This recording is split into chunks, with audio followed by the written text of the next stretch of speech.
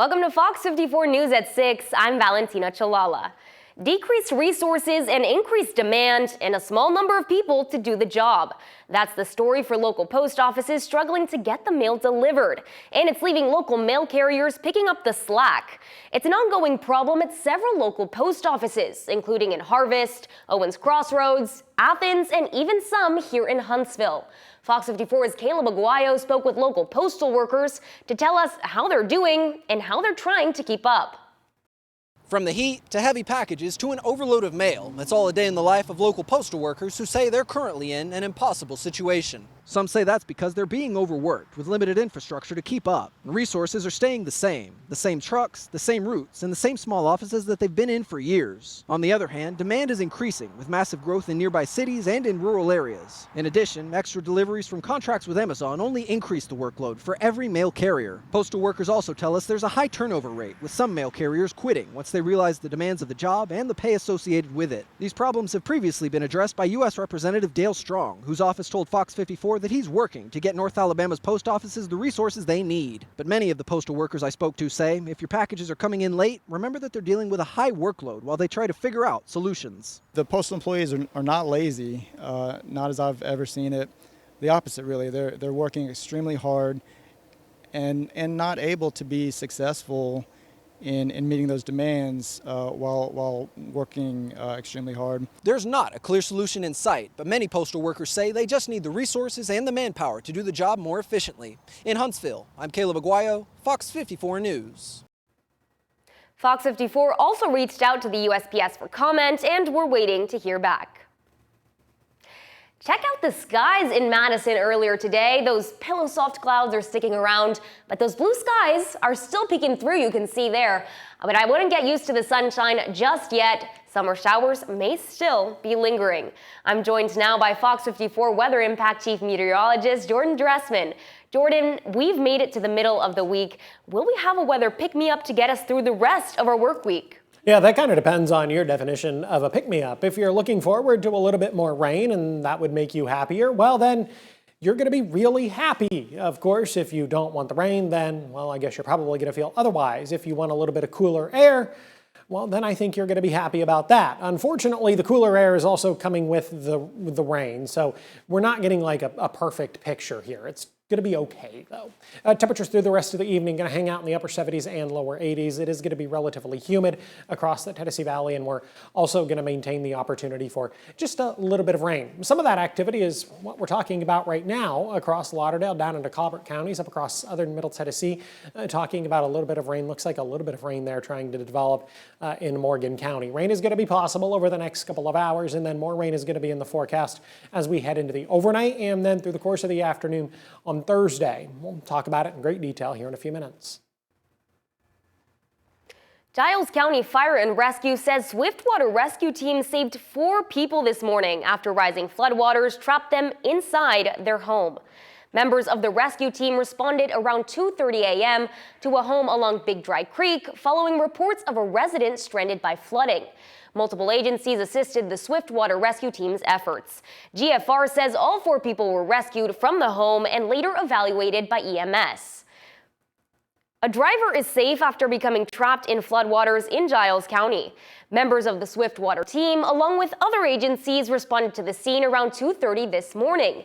Fire and rescue crews pulled the person from a car on Old Campbellsville Road, where the road remains underwater and closed to traffic. Officials urged drivers to avoid flooded roads and use alternate routes. Madison Fire and Rescue crews spent time in the water today learning the ins and outs of water rescue. Crews conducted their annual water rescue training, which simulates scenarios of flash flooding and rising water. Firefighters practice boat navigation, swiftwater swimming, and extracting victims from the water. The training ensures they're prepared not only for local rescues, but for regional deployments to assist other agencies like Alabama Task Force 3. I know you don't think water when you're thinking of Madison, but we have lots of ponds that come into play with accidents. As over the past few weeks, flash flooding is a tremendous problem when we have those amounts of rain. So our guys come together to refresh, to get used to about what they're supposed to do, how our policies work with this. So it's just a good refresher for our guys in the water. Crews will rotate in and out and will continue training over the next couple of days. And with recent rain here in the Tennessee Valley, department leads also remind you to avoid floodwaters.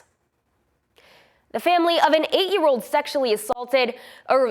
girl sexually assaulted by a FedEx driver is now suing the driver, FedEx, and the staffing agency. The lawsuit claims FedEx should have noticed Jeremy Starks left his delivery route and stopped at an elementary school, where prosecutors say he picked up the child before assaulting her in his truck. The suit also alleges a background check would have uncovered Stark's previous rape charge. He is serving life without parole and is designated a sexually violent predator. A man could spend the rest of his life in prison after a newly available indictment shows he was driving on the wrong side of the road when he killed another driver last year. The indictment shows Whitney McKinney was driving under the influence of a controlled substance at the time of the crash. While driving on the wrong side of the road, McKinney hit Stephanie Herrera, killing her. He's charged in connection with her death and held without bond at the Limestone County Jail. A Lauderdale County woman is facing serious charges after investigators say she provided drugs to children and used them with them. Robin Russell was arrested after the Limestone County Sheriff's Office says an investigation uncovered the allegations. The investigation started last month after a DHR welfare check found unsafe living conditions in the home. The children were placed into foster care, where 2 of the children told investigators Russell allegedly gave and did drugs with them. She faces 2 counts of chemical endangerment of a minor and 1 count of distribution or sale of drugs to a minor. Her bond is set at $65,000. The woman killed in an Athens house fire on the 4th of July has been identified. According to Limestone County Coroner Mike West, Holly Tucker was identified as the victim found dead after a fire earlier this month. Crews were called to a home on O'Neill Road after reports of a house fire just after midnight. Officials are still waiting for results from an autopsy to know Tucker's cause of death. Firefighters from Priceville and Decatur worked together to rescue a seriously injured person after falling from a ladder while working on a roof. Here are pictures from the scene. Officials say the building's height and roof layout required specialized rope equipment to lower an injured person safely to the ground. The identity of the victim and their condition have not yet been released. The State Department of Public Health heard public comments today on the federal proposal to reclassify weed from a Schedule 1 to a Schedule 3 drug. This comes just a little over a month after the first medical cannabis dispensary opened in Montgomery. Conservative activists urged the state to oppose the change, citing concerns about mental health and youth access. One medical cannabis advocate supported the proposal, saying it would better align Alabama with federal policy. State health officials are expected to make a decision after August 5th. The Alabama Educational Television Foundation Authority approved using Alabama Public Television's Rainy Day Fund to pay for a statewide viewer survey. The authority voted yesterday to fund a survey by McLaughlin and Associates, a Republican-aligned research firm, at a cost of up to $47,000 plus potential travel expenses. Supporters say the survey will help determine what you want to see on public television. But critics argue the Rainy Day Fund should be reserved for emergencies, not polling. Others also raised concerns about language in the survey contract and questioned whether the poll could influence ART's future relationship with PBS. The commission says the survey will help guide future programming decisions, though questions about the contract and funding remain unresolved.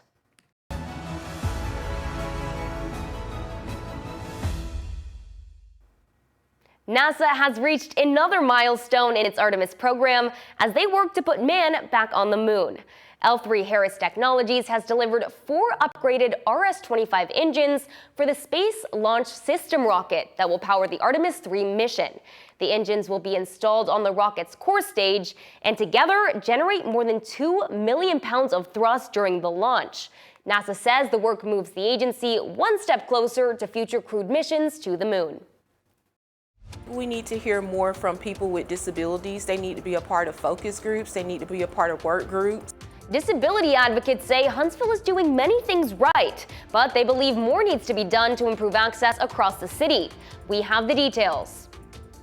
If you drive through Limestone County, your commute could look different starting tomorrow. We tell you what routes to avoid.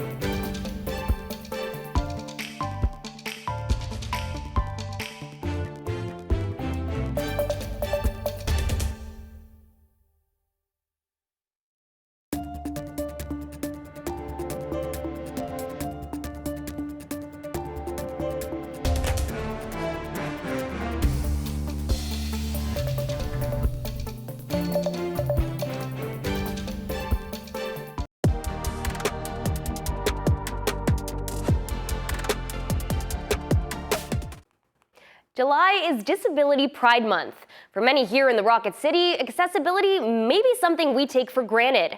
But for those with mobility issues or disabilities, that can be a different story. This Wellness Wednesday, Fox 54 spoke with local disability groups to find out what can be improved in Huntsville.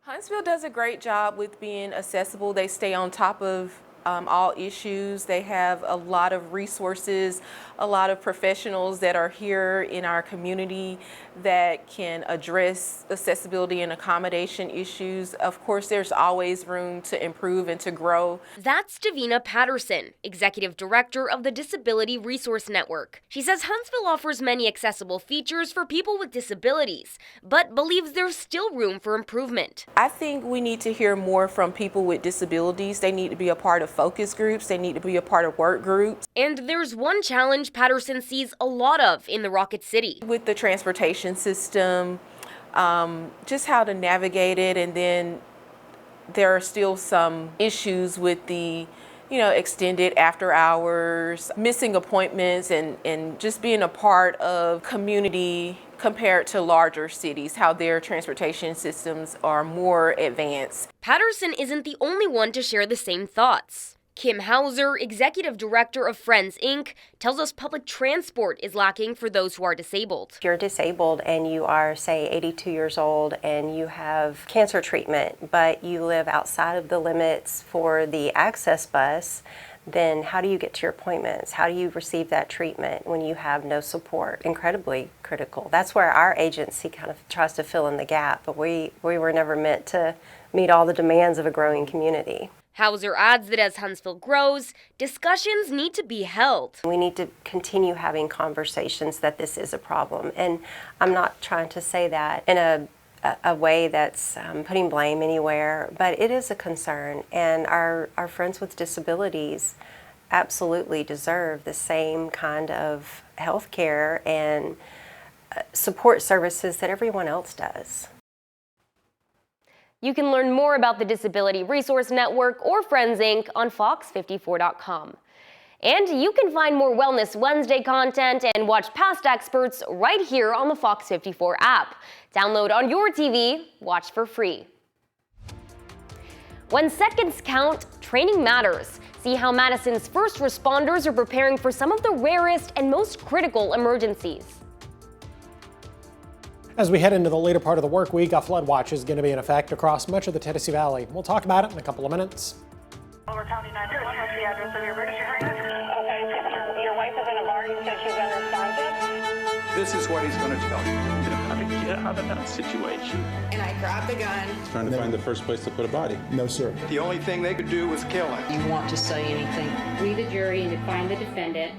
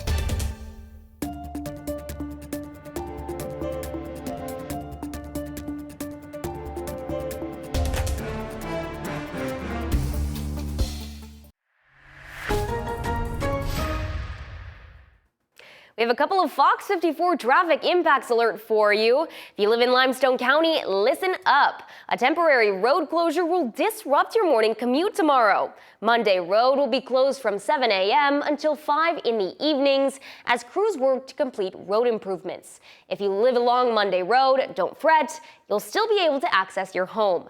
Expect traffic delays and watch out for workers as they complete the job.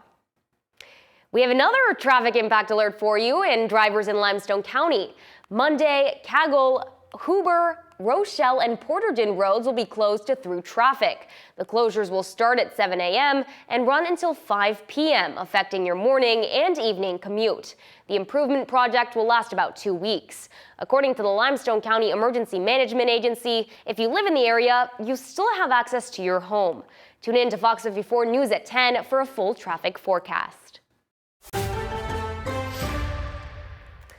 A live look out in Newmarket, a nice Wednesday. There's been sun, there's been clouds, and there's definitely been a couple of showers. It's a wonderful relief from the scorching temps we could be feeling this time of year, isn't it, Jordan? Yeah. Would you like to run us through the weather? You're really proud of that, aren't you? Yeah. How long did you spend thinking that one up? Well, you know what? I say we're both up here. How about we do the weather together? Okay. I mean, I'm not opposed. You can come. I mean, it's a short walk. I mean, I know. I did run today, though. You did? Yeah, no, and I totally get it. I'm completely and totally nuts. That's for crazy. doing I mean, the such humidity things. was insane this morning, I think. Yeah, no, it was definitely worse this morning, which is not ideal because that's when I run promptly after I'm done watching The Price is Right. I like it. How far did you run? Today, 4 1/4. Oh my goodness. Oh, that's light. Is it really? Yeah, that's the problem, is that's light, and that's about all I can do during the summer because I get exhausted much quicker. I'm also kind of confined to my neighborhood during the summer, and it's not that I have the inability to leave the neighborhood. I certainly can. It's just that the risk reward doesn't seem there in case I actually get sick or something. I feel the need to kind of stay in the confines of my neighborhood. Temperatures did climb into the upper 80s this afternoon, so we were a couple of degrees cooler today compared to what we saw yesterday, but it was still humid through the course of the afternoon. The Huntsville International Airport only saw 89. Now, a number of folks did see the lower 90s, but even the lower 90s are actually below average. Scottsboro saw 90. Arab and Albertville each saw 91 this afternoon. The average high is right around 92 or 93 degrees. So everybody was still below average. Talking about a little bit of rain this evening across northwest Alabama, Lauderdale down into Colbert County. We're talking about a little bit of rain up across southern Middle Tennessee. This activity has just kind of been meandering in this same location, really not moving, and it's going to continue to hang out there probably for the next hour or so. Eventually, it is just kind of going to fizzle away once we get beyond sunset and then kind of lose that daytime heating. It is associated with this cold front that dropped through the Tennessee Valley during the later part of the morning, early into the afternoon. Now it's just kind of sitting to the south, and it's going to stay there for the next couple of days. And because that boundary is going to stay there for the next couple of days, it is going to be a trigger for several more opportunities for rain. As a matter of fact, as we head into Thursday, Friday, and then as we head into your Saturday, the rain has the potential to become more widespread across the Tennessee Valley. With that in mind, a flood watch is going to be in place for much of the area through 7 p.m. on Friday.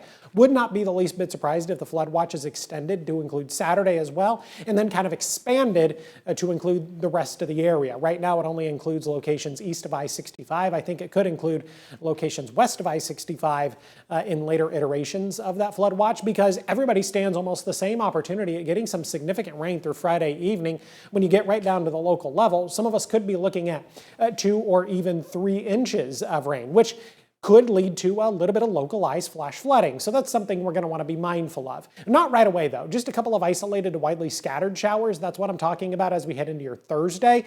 But then through Thursday night, early into Friday morning, we're going to begin to see other opportunities for rain build into the area. And this activity is definitely going to become more widespread shower and thunderstorm activity. We're not talking about any severe weather, but we are talking about the potential for some very heavy rain, which is going to stick with us as we head into the early part of your Saturday, Friday night, early into Saturday morning, additional rounds of widespread rain. Now, this activity could become a little more isolated in nature through Saturday afternoon and Saturday evening, but it's never really going to go away, at least until we get to Sunday. By the time we get to Sunday, I'm really going to drop the rain chances. So if you have anything you want to do outdoors this weekend, I would probably plan Sunday as opposed to Saturday. Saturday's probably not going to be a great day at this point. 85, 86 Thursday, Friday, 88 on Saturday, 91 on Sunday. We are going to be warmer on Sunday, and then we continue to see temperatures climb with more sunshine through the early days of next week. 93 on Monday, 96 degrees by the time we get to next Tuesday. First responders in Madison are putting their skills to the test today, not just for bragging rights, but to keep their life-saving licenses up to date. Madison Fire Rescue is hosting the latest round of the Alabama EMS Challenge, a statewide program sponsored by the Alabama Fire College. The physician-led program brings free continuing education directly to local departments. The challenges include lectures and hands-on skill labs targeting high-risk and low-frequency medical emergencies. Yeah, I'd say a lot of people spend a little time trying to hone the skills because you don't know what they're going to do. So, you need to make sure you're well-rounded on all of your skills. But at the end of it, you kind of just get in there and everybody's really competitive. So you end up just competing with the guys that are here just trying to, because it's, we're all type A personalities and very competitive to begin with. So it makes for a fun experience. Organizers say between 400 and 500 first responders across the state regularly stream the live lectures remotely to earn certified CE credits. Let's talk some sports. Kalen DeBoer and the Alabama Crimson Tide taking center stage today for football media days with the SEC. We'll chat with the Crimson Tide next. Fox 54 Plus has your news, sports, and weather. Start your evening with Fox 54 at 5:30, delivering the latest headlines and live reports straight from the scene. Then stay informed with Fox 54 News at 9, featuring your Tennessee Valley certified most accurate weather impact team, tracking everything from tornado threats to traffic delays during severe weather. Fox 54 Sports Extra brings you more of what sports fans crave, with deeper insights, expert analysis, and all the action that matters most. On Fox 54 Plus, you'll also find Alabama politics, plus 24/7 weather radar and real-time forecasts to keep you ahead of the storm. Looking for a quick recap? Don't miss Fox 54 Week in Review, highlighting the biggest stories of the week. Jumpstart your morning with Morning Rush. Fast-paced news updates featured with uplifting stories from across the globe. Get your entertainment fix with Getting Real, where we break down movie reviews, top 10 lists, and spotlight the newest film. Die Hard fan? Locked On Sports dives deep into the Crimson Tide, the Tigers, college rivalries, and pro action. True Crime Warrior Style? Killer Cases brings you gripping real-life stories that stick with you. Hungry for more? Cooking with Style serves up mouth-watering recipes that are easy to make and impossible to resist. From movie previews before you head to the theater with Take a Look to must-know headlines from across the region and around the world with In the News. Watch all of these shows on demand and also on the Fox 54 News app. Available on Android and iOS devices. Streaming 24/7.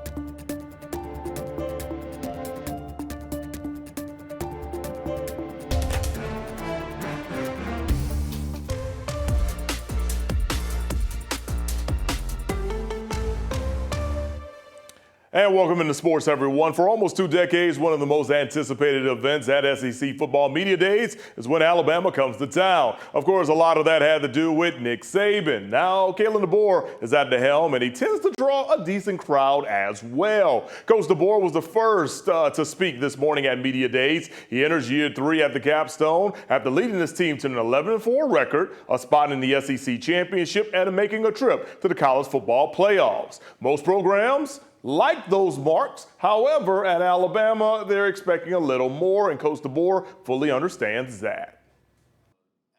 We understand also that there's an expectation that is different at Alabama, and we signed up for that. We're all about that, and we want to continue to push to make sure that we reach the expectations that we have, first of all, internally, and I think that will help everyone else that is the diehards and our fan base appreciate what these guys are doing, the work they're putting in. When it comes to the quarterback spot, Austin Mack and Keelan Russell are the front runners to replace Ty Simpson. Both guys are capable for the job, and whoever gets the nod at QB will work to get the ball to star wide receiver Ryan Coleman-Williams. It's being my 3rd year and having a different quarterback every year. It's a growth opportunity. If I had the opportunity to play in the National Football League, sometimes that might be the case as well. So really just trying to maximize the time that I can spend with my quarterbacks. Obviously on Saturdays, we're going to need that time put in. All right, now coming up tonight in Sports at 9 on Fox 54, we'll have more on the Crimson Tide. Plus, we'll talk to Florida's head coach, who happens to be a Huntsville native, John Sumrall. And don't forget all the press conferences from SEC Media Days on the Fox 54 app and our YouTube page. Let's send it back to the desk. Tonight on Fox 54 News at 9, delayed mail and overloaded routes are raising concerns across North Alabama. Fox 54's Caleb Aguayo looks at why postal workers say they're stretched to the limit. An independent autopsy is raising new questions in the death of 18-year-old Nolan Wells, why his family says they're still searching for answers. Alabama is taking a closer look at screens in the classroom, why Governor Ivey is launching a new commission to study their impact on students. We'll have this story and more tonight on Fox 54 News at 9. A 12-year-old girl from Waco won a 1-year supply of Dr. Pepper through the Dr. Pepper Museum's annual giveaway. The supply was delivered to Kenley Connor's home Monday. Kenley was allowed to choose her favorite flavor, creamy coconut, to make up the entirety of her 1-year supply. The giveaway tradition began in 2019, but the museum has been open to the public for 35 years. And how much do they actually give you? And assume that will be enough to sustain you for a year? I was just about to say, because I think a 1-year supply for a regular person would not suffice for me. Really? Would you? I totally agree. I think they probably give them so much, and then maybe like they give them like a stipend or a coupon or something. Maybe. I would love that. Unlimited credit card, just swipe it every time you want one. That'd be great. How much pop do you drink? Maybe. Ooh, I don't want to admit this on here. Well, go on. My doctor will get mad. No, that's fine. Go on. Is it actually a lot? Yeah, it's probably like 2. I'd probably say 2. You drink 2 like 12-ounce maybe a Dr. cans a day? Well, in an energy drink, I don't want to get into it really. Damn, 2 cans of pop I and an energy drink a lot of. drink? I'm a beverage person. Run with you afterwards. Yeah, I'll run. Yeah, 2 cans of pop and an energy drink, I feel as if you should be able to outrun me. Well, thank you so much for watching. Make sure to tune in tonight for Fox 54 News at 9.